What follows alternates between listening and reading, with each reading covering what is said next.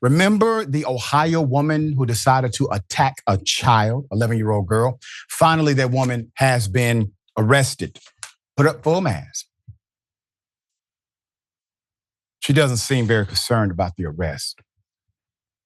20-year-old Destany Scott has finally been charged with felony assault, aggravated assault, resisting arrest, obstructing official business, and disorderly conduct.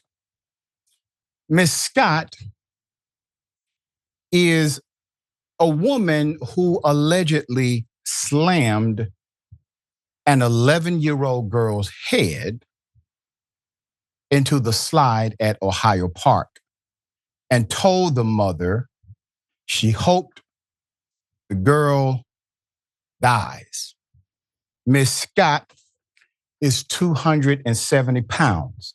That's relevant due to the alleged incident. It's unclear why the 20-year-old Destany Scott was hanging out at a children's playground in the first place. The Canton repository reports that Scott told police the 11-year-old girl slapped her in the face first. This is her narrative. The little girl's mother, Paige DeShong, said Scott, quote, repeatedly slammed her daughter's head off the metal portion of a slide. That's according to the official arrest report. Police said they arrived at the park, Stark Wayne Schrader, and they found two adult women fighting. Scott was charged with assault and disorderly conduct. And while she was being arrested, she told DeShong repeatedly that she hoped her 11-year-old would die, according to the arrest report. Police claimed cell phone video provided by Ms. DeShong did, in fact, substantiate the charges. Quote, there should definitely be a lot more done about this than a misdemeanor or assault and disorderly conduct, DeShong said Monday in an interview with Cleveland TV station WOIO. Quote, it's ridiculous, she said. Destany is 270 pounds. My daughter is 110 pounds. She could have killed her. Now, Ms. DeShong faces charges herself after allegedly running at Scott while she was being handcuffed. DeShong faces charges of disorderly conduct and obstructing official business and is set to be arraigned on May 2nd. Now, I do have a few more details, but it is ironic. I've seen police officers arrest individuals who have abused children, and the parents or the family members of said child, they are understandably emotional. And they have attempted to attack the suspect being charged. The police are able to intervene, and they will say, this is not the way to do it. They're going to jail, just calm down. And they don't arrest the parents for being understandably upset. And there's no harm done because the parent did not get their hands on the suspect and assault them. But she gets arrested or she gets charged with misdemeanors herself for having an emotional response, probably due to the suspect saying, I hope your child dies. Okay. Now, if a cop, and I'm making this point for the record, if a cop would have lost their temper and assaulted someone handcuffed, that cop rarely gets charged.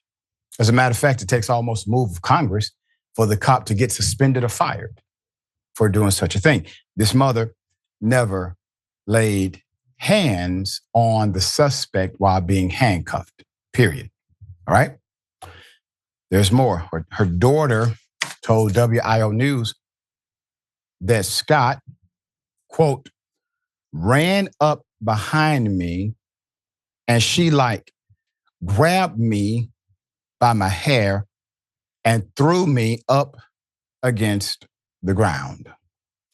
Scott's charges were upgraded Tuesday at her arraignment. She pleaded not guilty to new charges, including felony assault, aggravated assault, resisting arrest, obstructing official business, and disorderly conduct. I'm waiting for the child abuse charges to come in. It's an 11-year-old child. I'm waiting for the aggravated factor of her telling that she would like an 11-year-old child to die. That's another terroristic threat. It is contextualized through a child, another form of child abuse. Where are the child abuse charges? This was a child. The judge has set a bond at $95,000, and she is due back in court in just a few days, April 28th, for a pretrial hearing. We are going to bring you updates as they come. Wosny, what are your thoughts on this case? Just a horrible story. Obviously, you have an adult losing their temper and going into a sort of monstrous state when you think you could grab a kid who you don't know by the hair and throw them to the ground. That's something you do to your worst enemy. That's something you do when you think your life is on the line, right? Like in self-defense. Instead, this woman is doing this to a helpless young person, a kid, a child. This is about as monstrous as it gets. And, just the idea to go back to the parent. People need to know that the police, man, these guys have the ultimate discretion. The job is like so much of their job is their ability to harness and use their discretion in the right places, and in this case, in the wrong ones. Make no mistake about it. Police can witness a crime happening or something that's by the book considered to be a crime and be like, look, context matters here. This lady's kid just got beat up, by an insane woman. All right, we're gonna let this slide and move on. There's no reason to charge the parent who's behaving emotionally in that instance. That's just the cops being an idiot right there. And again, like we know, like it's not a cop's duty to charge or report or arrest every person they see committing every single crime on the book. Right. That's right. And Wosny, to your point, we've seen it happen in courtrooms where a family member will become emotional. And some have tried to get at the person who was just either found guilty or not guilty. And the deputies understood. They restrained them. The judge understood, did not hold them in contempt, warned them, but everybody got to go home. All right. We'll bring you updates